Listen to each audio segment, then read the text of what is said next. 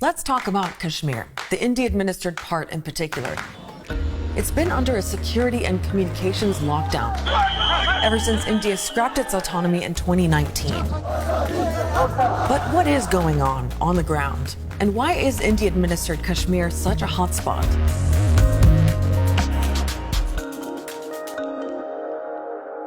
Let's start with the big picture. Kashmir is a divided region controlled by three nuclear powers: China, India, and Pakistan. But on this episode, we're going to focus on the part that India controls. The vast majority of the nearly 13 million residents here are Muslim, though Hindus, Buddhists, and Sikhs live here too. It's also naturally stunning. Kashmir's Gurez Valley and the green rolling hills around it are rich in agriculture. The Indus River, an important water system in South Asia, runs right through it. And it's one of the most disputed regions in the world. So why is that?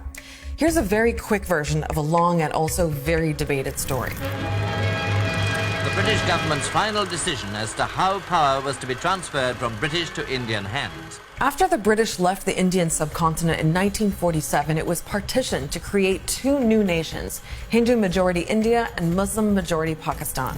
Several princely states could choose which country to join, and Kashmir was one of them. And Kashmir was a Muslim state. The ruler was a Hindu. By the logic of partition, it should have gone to Pakistan. But it didn't. According to some historical accounts, the Hindu ruler of Kashmir at the time, a man named Hari Singh, was actually considering independence, but ended up acceding the Muslim-majority region to India. In 1947, India and Pakistan went to war over Kashmir.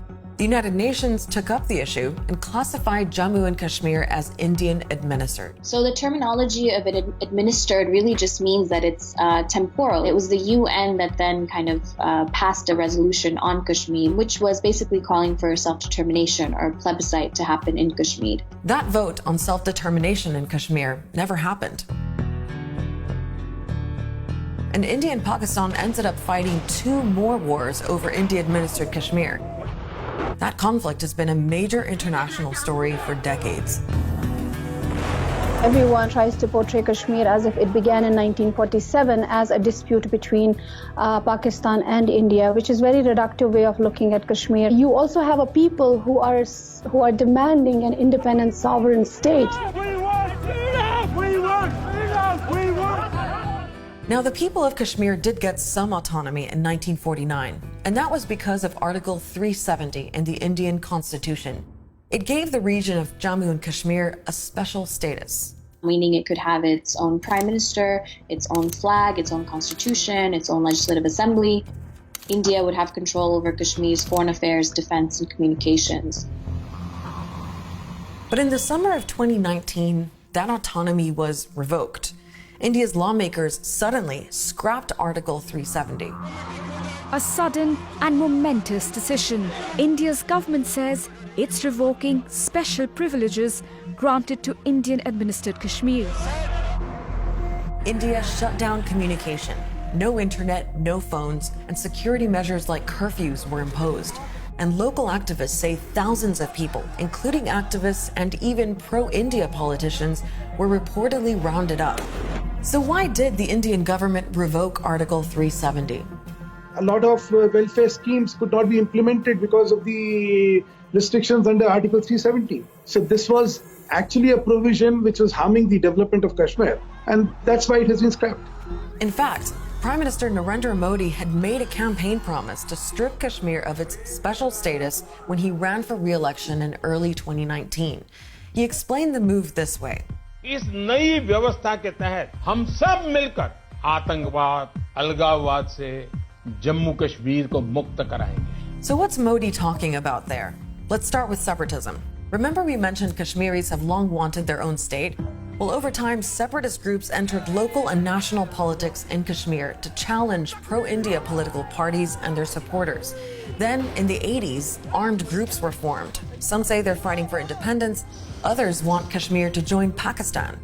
India describes these groups as terrorists after many attacks on Indian forces and civilians.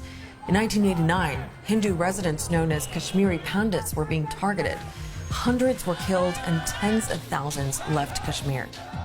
Today, a separatist armed uprising still exists in India-administered Kashmir. and India accuses Pakistan of directly supporting it, is one reason why New Delhi says its military needs to be there. One of the first things you do notice in India-administered Kashmir is Indian soldiers. They're everywhere. Around 250,000 of them were here in 2004, but today it's thought there are as many as 700,000. That's nearly half of India's entire active military.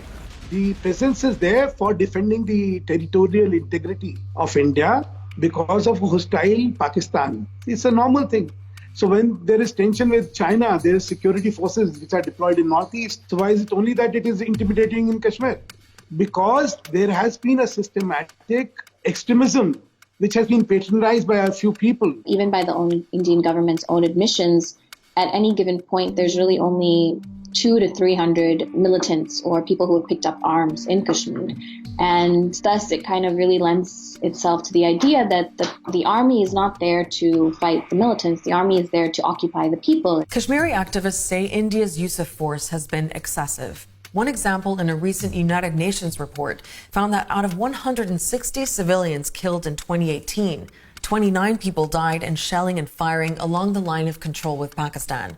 43 were killed by members of armed groups, and 71 people were allegedly killed by Indian security forces. So what you've seen over the years in Kashmir is this cycle of violence, disputes, and very often big protests, which sometimes stretch on for months.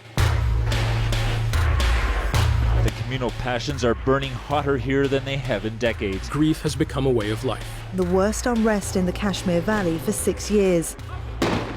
Daily life is very difficult. People don't go to school many weeks and months of the year. Businesses remain closed for a good part of the year as well because of curfews or strikes.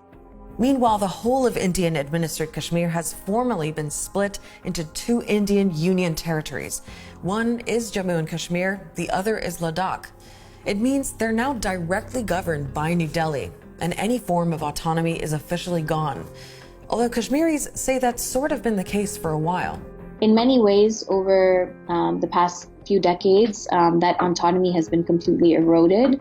But what remained was something else called Article 35A, which basically gave Kashmiris their own rights to their land, which meant that only state subjects of Jammu and Kashmir could buy and sell property in Kashmir. Now, India's argument has been that actually Article 35A discriminated against Indian citizens living in the region. But many Kashmiris feel that land was all they really had, and fear that any aspirations of having that delayed UN vote or their own state one day are gone too.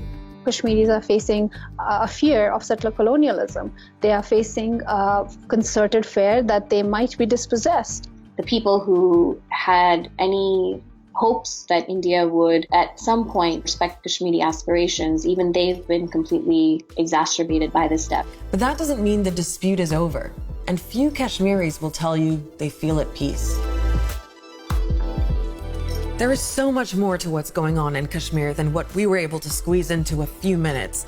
Just like the region, every detail of the story is hugely disputed, and we just gave you some basics. So dig around, read Indian, Pakistani, and Kashmiri sources to get the full picture.